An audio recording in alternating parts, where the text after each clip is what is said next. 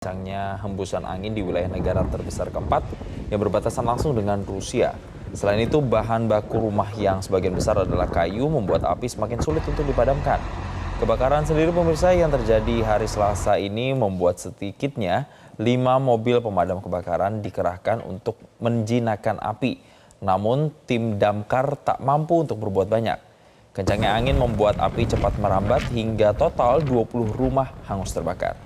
Masyarakat yang terkena bencana ini pun hanya bisa pasrah dan berharap pemerintah setempat bisa segera membantu untuk membangun kembali tempat tinggal mereka. Jelajahi cara baru mendapatkan informasi. Download Metro TV Extend sekarang.